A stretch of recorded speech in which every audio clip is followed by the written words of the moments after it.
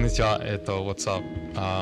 I'm at the BUNSHINREN studio today. We're making a video on, thank you, on dragons. Yes. とりあえず乾杯. So today we're going to be splitting up this video into two separate sections, so you can check the timestamps below to get to the section that you want to watch. But I'd stick around because this first section we're talking about what parts the dragon is made up of, and there are actually, 9 animals? So the dragon, the ones we tattoo, they're made up of 9 types of animals. For example, starting from the head, the horns of the dragon will be the horns of a deer. Okay. Yeah. And then what's that? The head. Like that top part will be like a camel head. Camel head? Camel. And the eyes. No, sorry, the ears. Wait, are there camels in Japan? The head, camel head. Camel head. And then the ears of a cow. Okay. Ears of a cow. Yeah. And then the eyes. Eyes of a demon. Demon? Yeah. I thought, I feel like a lot of people were saying it was the eyes of a There's rabbit. Some people say rabbit as well. I've read and heard rabbit as well. But I guess rabbits kind of look scary sometimes. I don't know. It's like a mystical creature. So it's just, I guess you can put any type of words and say it's that. Yeah, I guess. And call it whatever. But anyways, this part of the dragon, like the neck, head. In between the neck and the head. Yeah, they're kind of in between, like the. In Japanese, it's called uneji. Unaji. Unaji? Unaji, yeah. Unaji, yeah. Unaji is the snake. So the head, where the head and the neck meet, kind of thing there. That's the snake kind of thing.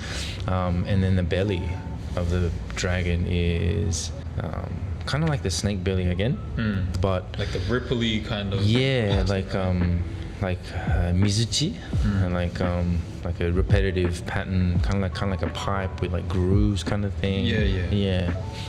So kind of almost like a snake. Don't you think that's kind of like the rock bed of like a river? Kind of like bumpy. Yeah, kinda. Yeah. No?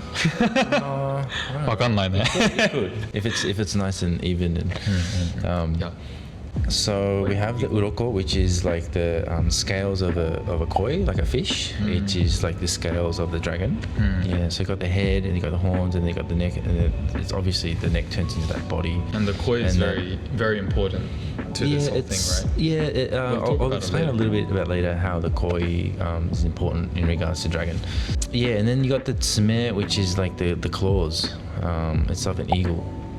You got the fingers in your like how many like claws you got? Yeah. 3, 4, 5. You know, mainly the 3 clawed is used in this Japanese tattooing. Yeah. There's 4 as well.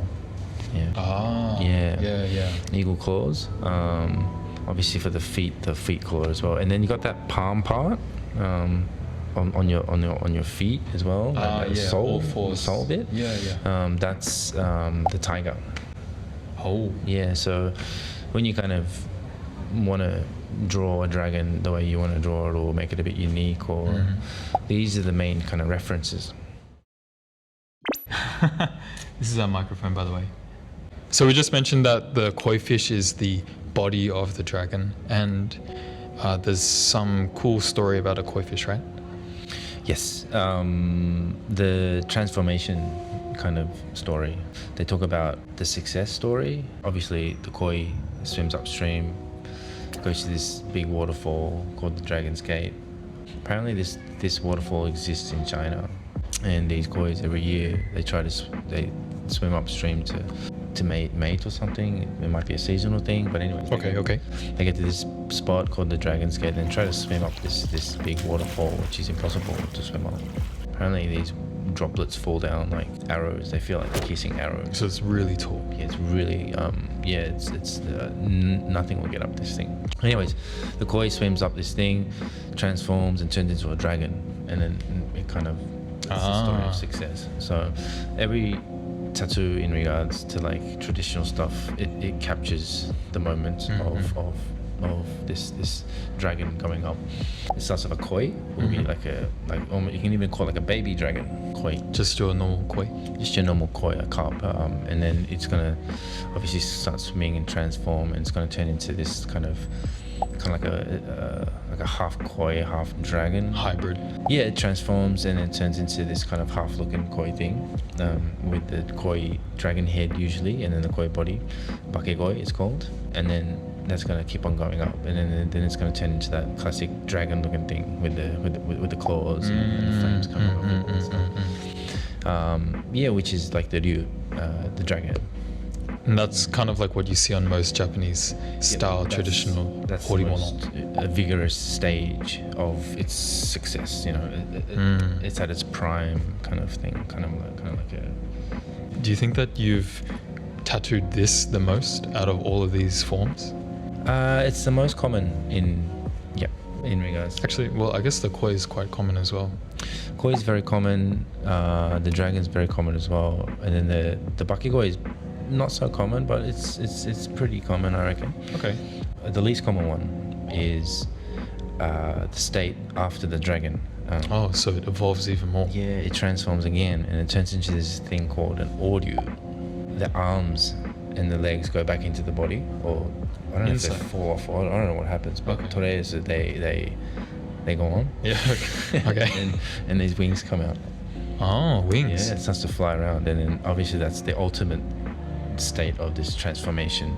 So is that the ultimate state of success in this story? Yeah, I think so. Yeah, maybe, yes. So this oryu can fly around in the sky, and I guess it can get to the highest. I guess the objective is to climb, so it's getting closer to the heavens, and it can control water. So it gives water when it's necessary. You know, it can control water kind of thing. Where it's necessary, like a good guy? It can make it rain or something. Okay. So when it rains, it might be the oryu. Oh, giving you good rain. The 4 stages: the koi, the bakegoi, the ryu, and the oryu. Yeah, so you got these 4 rough transformations. So there's one more section to this video, and we're going to be talking about the types of dragons, right? Yep, the shurui are there. So the types. The types of dragons we talked about before, going from koi to oryu. What type are we going to talk about now? Is this most typically the ryu stage? Yes, I'm going to talk about like the common dragon, the ryu stage. The one with the claws. The one with the claws, yeah. The way you see it on the body, like if it's going up, down. And this going upwards or going downwards has like a lot of meaning with a lot of these tattoos, right? Shoryu, kind of. Yeah, that means it's going upwards. Koryu, kudaryu will be koryu, so it'll be going downwards. Oh, okay. And then you have your soryu, which means like running. It means like very difficult to explain. For example, like maybe if it's like wrapping around something, or if it's in action, or if it's moving. This one, I remember Hitomi-san said that this was usually connected with like a katana as like a symbolism thing, and they can call it katana ryu. Like climbing, like wrapping around the katana, going upwards kind of thing. Yeah. So shoryu, koryu, to soryu. Shoryu to soryu. Wow, 難しいな。shoryu to soryu. Shoryu to koryu to shoryu. Shoryu. Going back to the soryu, so it also has like that running motion. So I personally carry them as well, but they're the dragon's face. They meet on the chest. Oh. Yeah, they have one face here, one face here. Yeah, you do. Yeah. It's called mukai-ryu. That's like the soryu as well. It's like it's I think it's in part of the soryu. So small little announcement for everyone on the YouTube channel who's subscribed. Firstly, thank you. This is the start of a bigger journey, and I'm really excited to bring you guys all these videos with Chris and the team. And yeah, so thank you for the support. But secondly, also we have some cool stuff coming, sticker packets potentially in the future. Yes. Yes, hi. We'll make, we're planning to make a whole bunch of stickers. So I guess you guys have something cool to look forward to. I know that I really like stickers, You know, just chuck them on anything really. And cool ones like the ones Chris has made.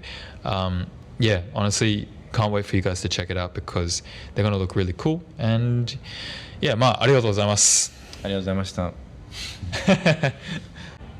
こういう感じかな。です。